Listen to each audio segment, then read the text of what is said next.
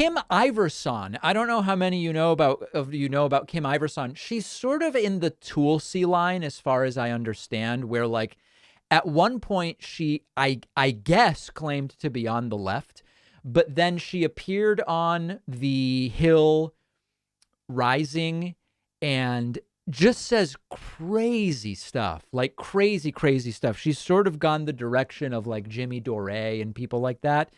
She sent me a tweet. So I don't know how many of you know Kim.com. Okay, Kim.com is a tech guy, formerly of Mega Upload. He follows me. I follow him. I believe he now lives in New Zealand.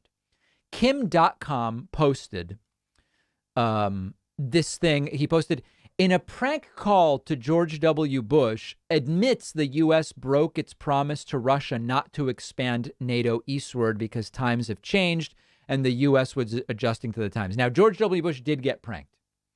I responded, in reality, that was never agreed to. It was mentioned verbally, but not part of any final signed agreements. We've covered this on the show quite a bit, which is the talking point is, Putin's right to invade Ukraine because there was an agreement signed that said that NATO would not expand eastward. And that's not true. It was verbally mentioned by James Baker, I believe it was. It was not part of any final actual agreement. Great. So Kim.com comes back and says, not true. A memorandum was exchanged. Russia would never have agreed to give up East Germany if it wasn't for the U.S. guarantee not to expand eastwards. And I said, I'm more than willing to have my mind changed, but in all of the research I did, I was not able to find any evidence of that. And I posted this screenshot. Such an agreement was never made, NATO says on its website. NATO's door has been open to new members since it was founded in 1949, and that has never changed. So in comes Kim Iversen and says it doesn't matter if the agreement was official or not. It was understood handshake agreement, and the U.S. is now a bunch of lying shysters. I think she means shysters.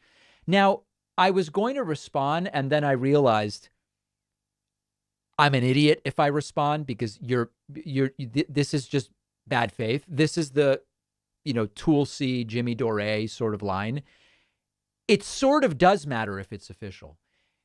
If it's not official, it's not actually an agreement.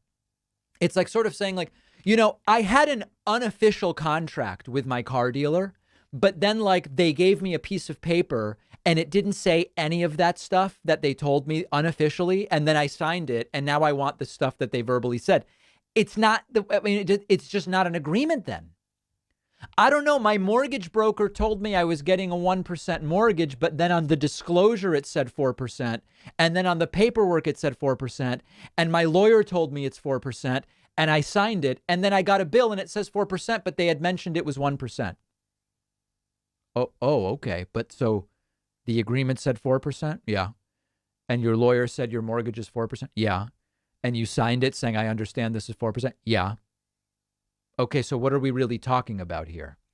Anyway, so this is, there's a contingent that is taking this approach. And what can you do? This is the direction they're going. So that's that.